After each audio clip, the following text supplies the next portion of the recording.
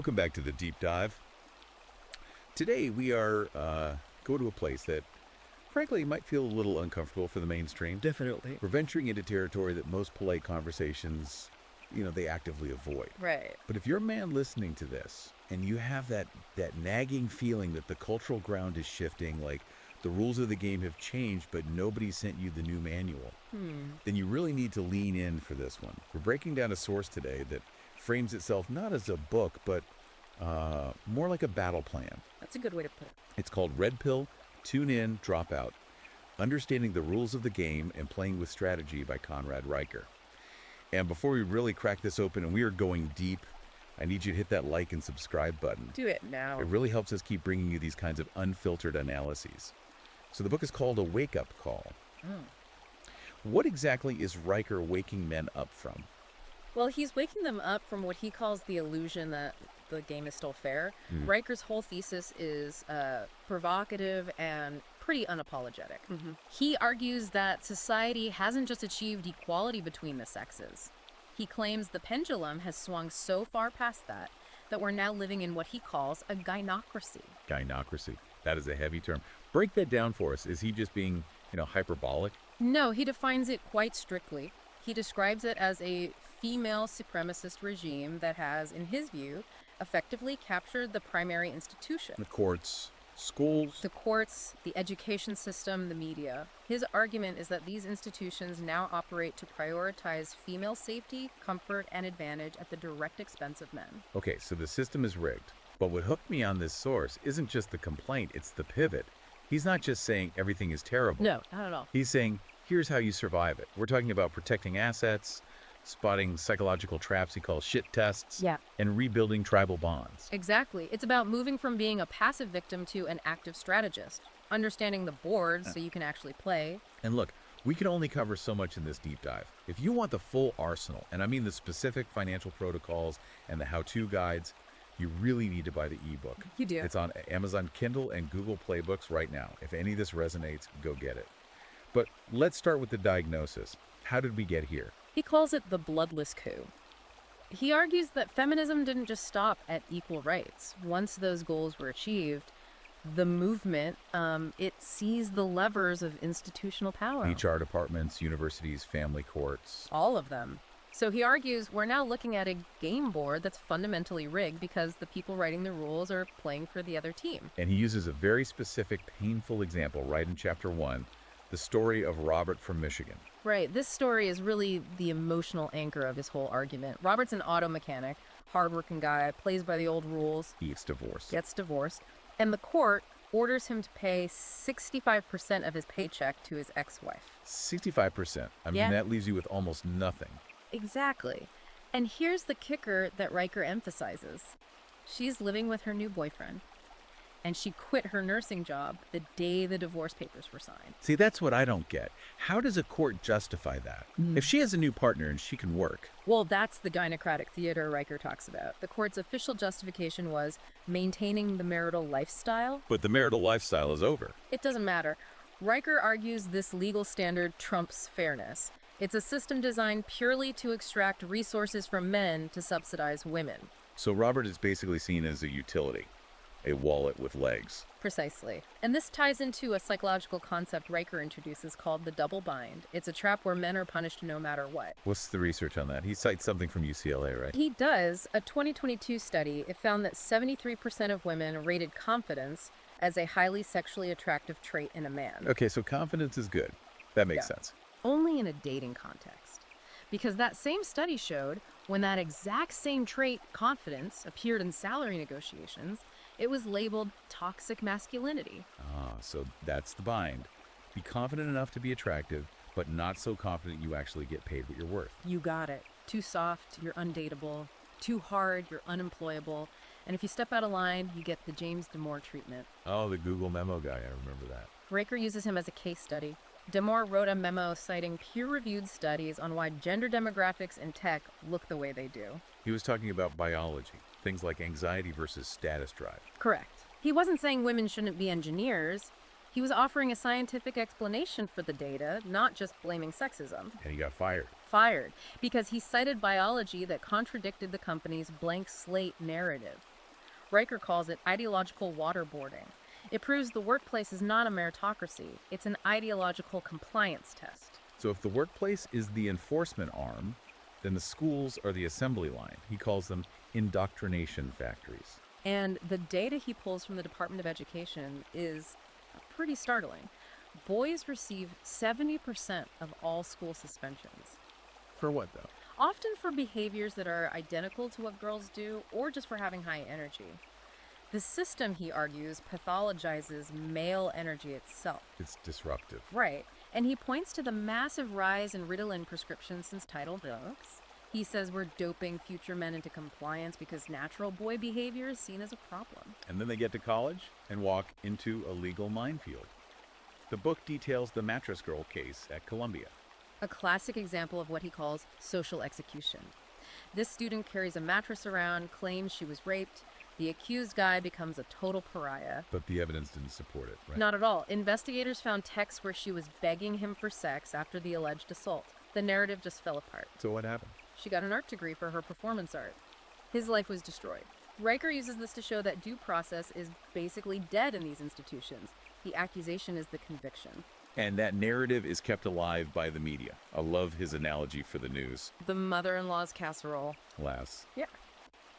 Looks decent, smells suspicious, and leaves you regretting every bite.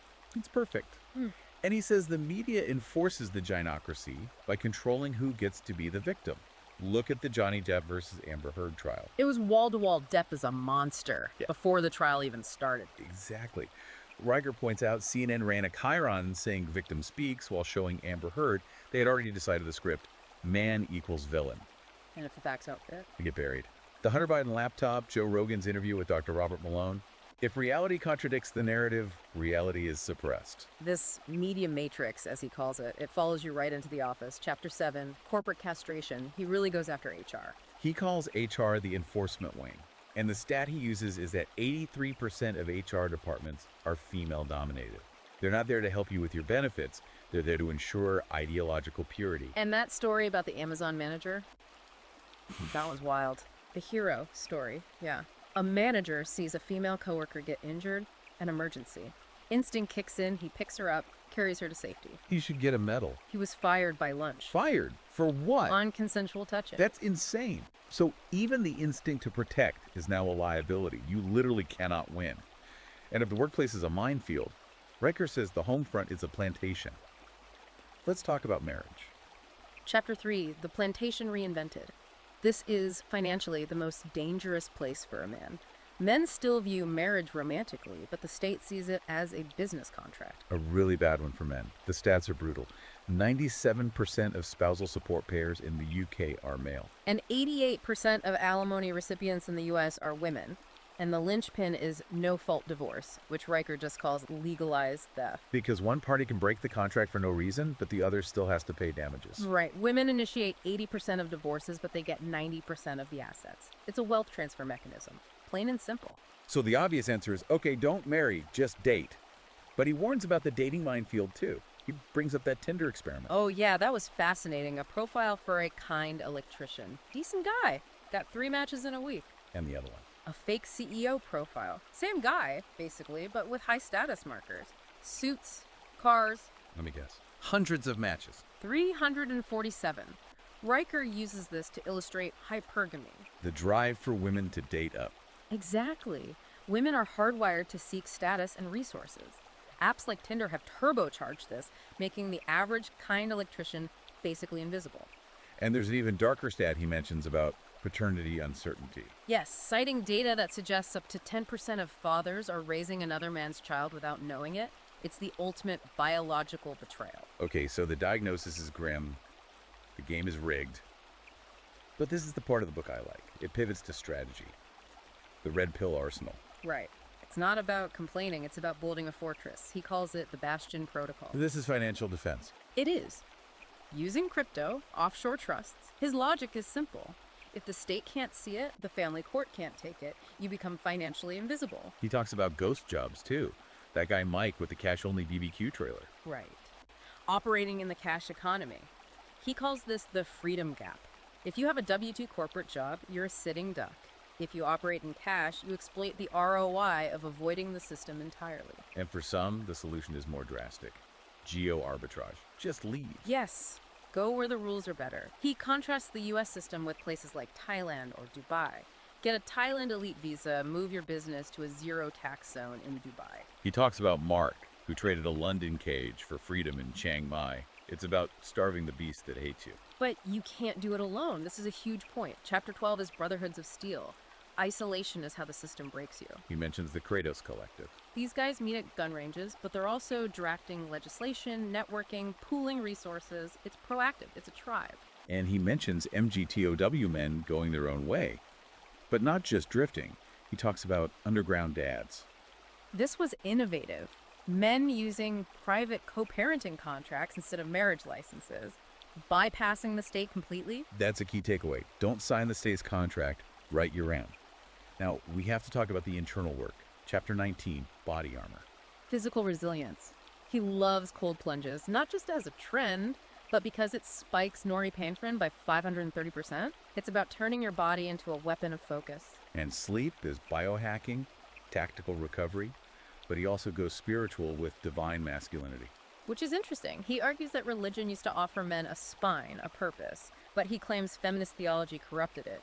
He urges men to reclaim a spiritual armor that validates their masculinity. And finally, clean up your information diet. Move to alternative media. Stop watching the news that hates you. It's that simple. He points to Rumble, Gab, Substack. He highlights Glenn Greenwald on Substack. You need a raw feed. Which brings us back to the author. If you want this kind of raw truth daily, you have to follow @ConradNikers on Substack. That's where the uncensored analysis lives. Raker frames this whole thing as a choice, a binary choice. You can stay a slave on the marriage plantation, keep your head down, hope for the best. Or Or you tune into reality, drop out of the matrix, and build a parallel life. A life where you control your resources, your relationships, your future. he ends with a really provocative thought. He suggests the collapse of these gynocentric institutions might not be a tragedy. He calls it a Darwinian correction. If a society wages war on its men, that society collapses. It's inevitable. And he asks you, the listener, are you going to be buried in the rubble, or are you going to be standing when the dust settles? That is the question. And look, we have just scratched the surface. There are whole chapters on legal maneuvers, asset protection. We can't give you the whole playbook. No, you need the manual for that. You really do. So here's my strong recommendation. Go to Amazon Kindle or Google Playbooks right now and buy the ebook Redpill, Tune In, Dropout. Yeah. Get the full Redpill arsenal. It is cheaper than a divorce lawyer. I can promise you that. And don't forget to follow the author @Conrad Riker on Substack for all the updates. Build the network. Stay sharp. Exactly. All right, that's it for this deep dive. If this opened your eyes, or even if it just made you angry enough to pay attention, do us a favor. Like and subscribe to the deep dive. We're going to keep peeling back the layers. Stay sharp out there. Tune in. And drop out. See you next time.